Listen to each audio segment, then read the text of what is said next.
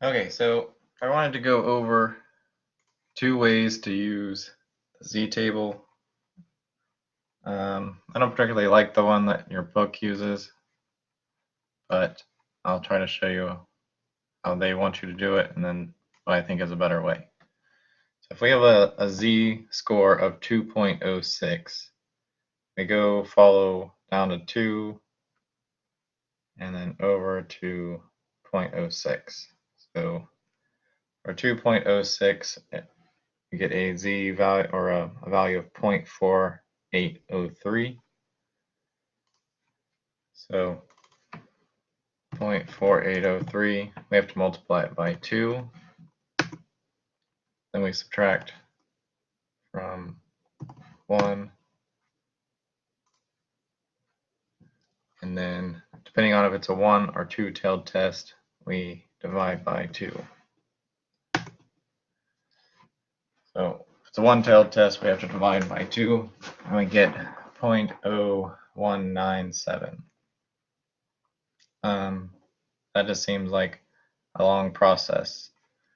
So the other way you can do it is if we have 2.06 is our z.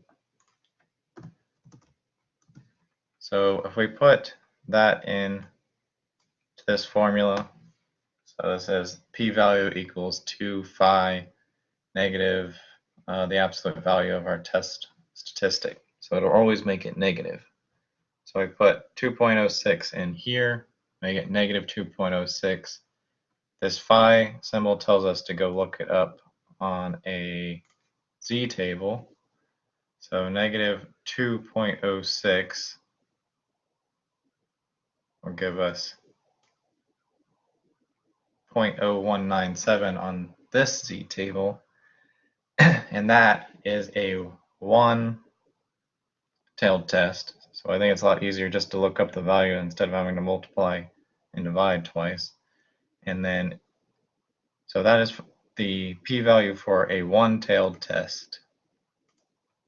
Now what this says is in a 2-tailed test, we're going to multiply it by 2. So we go back to our value here, negative 2.06. So if we multiply 0.0197 times 2, we would get the p-value for a 2-tailed test.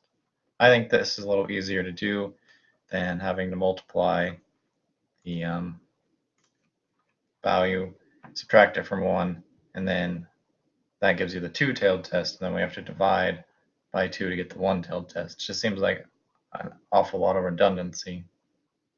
But I thought that might be helpful for anyone who was having trouble reading the z-table.